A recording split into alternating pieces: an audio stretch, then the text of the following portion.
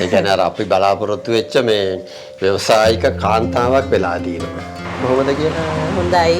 එල්ලංගාවෙන් තමයි ඉස්සෙල්ලාම මැෂින් එක අරන් දීලා ඒවත් දැන් මේක කුරුණෑගල අනුරාධපුර පාරේනේ තියෙන්නේ. එතකොට ඕන කෙනෙකුට නවතිලා කාලා නේ යන්න පුළුවන්. දවසට ඕන ප්‍රමාණයට කියන්නේ අපතේ යන්නේ කිසිම කෑමක්. දවස ගානේ එයාලගේ පඩිය අයින් කරනවා.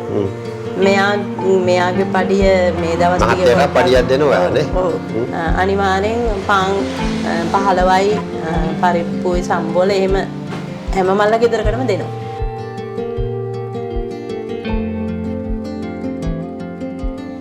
කොහමද රූපා?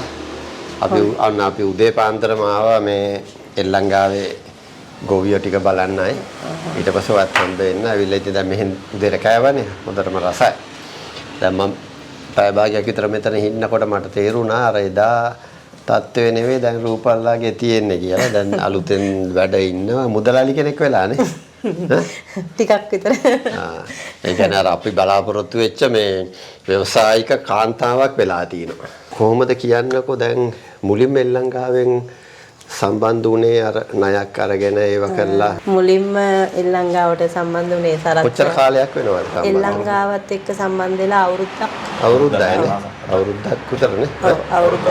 ඔව් අවුරුද්දකමාරයි මේ ව්‍යාපාරේ පටන් ගන්න නේ. ඒතර අපේ එල්ලංගාවත් එක්ක සම්බන්ධ වෙලා තාම අවුරුද්දක්. අවුරුද්දයි. ඊට පස්සේ දැන් අවුරුද්දක් ඇතුළත ලොකු මේ අභිවෘද්ධියක් තියෙන බව පේනවා. කොහොමද කියන්නේ? හොඳයි. එල්ලංගාවෙන් තමයි ඉස්සෙල්ලාම මැෂින් එක අරන් දීලා ඒකෙන් මේ මැෂින් එක නේද? මේ මැෂින් එක. ඒකෙන් ගොඩක් ප්‍රයෝජනවත් වුණා. ඒ හරහා ඉතින් අපේ නිෂ්පාදන වැඩි කරගන්න අපිට ගොඩාක් උදව් වුණා ඒක.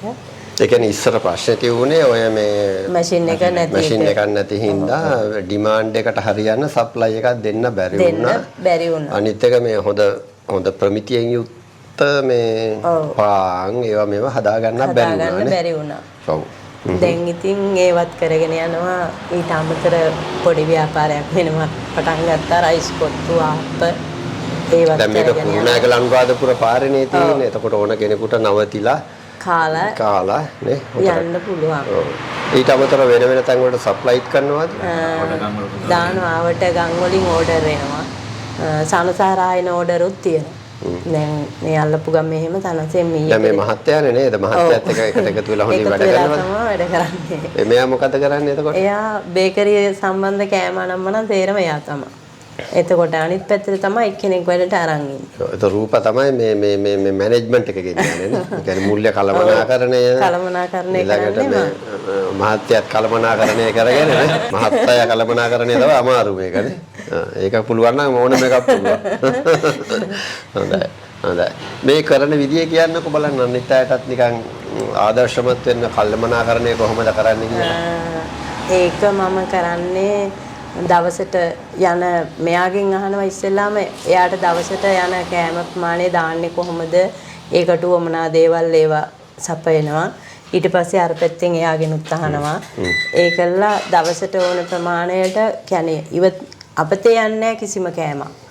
හැමදේම අපතේ නොවන විදිහට මේවා කරගෙන කළමනාකරණය කරගෙන දවස ගානේ එයාලගේ පඩිය අයින් කරනවා.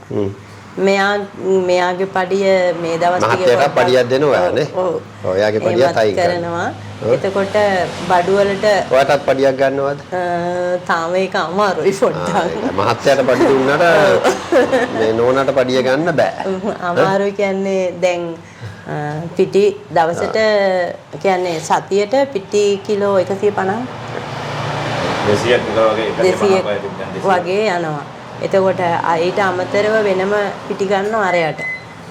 ඒක රොටි පිටි එක ඒක දවසට සතියට කිලෝ 25ක් යනවා. දැනට සාමාන්‍යයෙන් කොහොමද ඉන්නේ දවසේ අනිත් දවසේ ආදායම හොඳට දෙනවද? එනවා. එන ආදායමෙන් තමයි බඩු වියදම වෙනම ඇරලා පඩි ඇරලා මේ ලෝන් වලට පොඩ්ඩ අයින් කරනවා. අර ඒ වෙනකොට ඉතින් මට තාම හොඳ මේවා එකක් ගන්න අමාරුයි. ඒක ඉස්සරහට බලනවා. ඒ කියන්නේ තාම පොඩ්ඩක් මට හිතේ තියෙනවා මේ කෑල්ල අයින් කරලා මේකට යකඩ වහලයක් ගහන්න. ගහලා කොහොම හරි මේ තව මාසකින් ඒක මම පටන් ගන්න හිතාන ඉන්නේ. වහලේ ගහලා මේ වහලේ අයින් කරලා මේක ලස්සනට මේවා කරලා ටේබල් ටිකක් දාලා ෆෑන් දාන්න. ඒ වගේ විෂන් එකක් තියෙනවානේ. කොහොමදත් ව්‍යවසායකයා කියන්නේ උඩින් ඉන්න කෙනානේ. එයා පඩියක් ගන්න ඕන අන්තිමටම.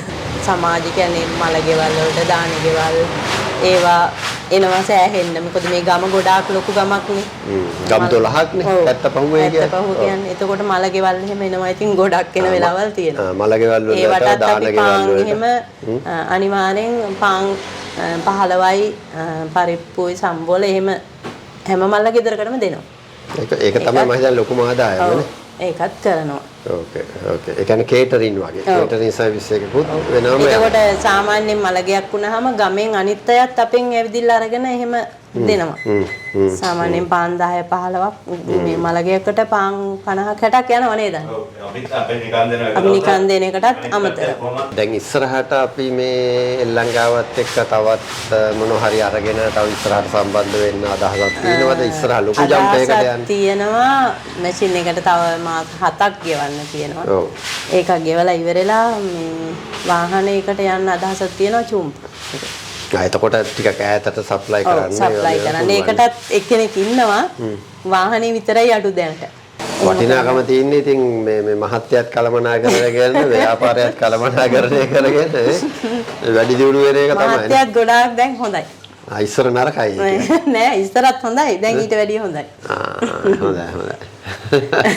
ඉස්සර මොනවද අවුල තිබුණේ? කන බොන දේවල් වල වැඩිනේ. දැන් ඒව නැද්ද? නෑ දැන් නෑ. ඒක ලොකු දෙයක්. දැන් මේ ගම්වල තියෙන ලොකුම ප්‍රශ්නේ තමයි නෝනා තමයි පණ අරගෙන වැඩ කරන්නේ. මහත්තයා කරන්නේ මොකද්ද? ගොඩක් වෙලාවට සූදුවට මේ බදුකමට මෙයා වෙනවා. හැබැයි ඉතින් දෙන්න එකතු වෙලා කරනකොට නෝනා දන්න මහත්තයත් කලමනාකරණය කරගෙන වැඩේ කරන්න. දැන් ඒකට හොඳ උදාහරණයක් තමයි මෙන්න මේක.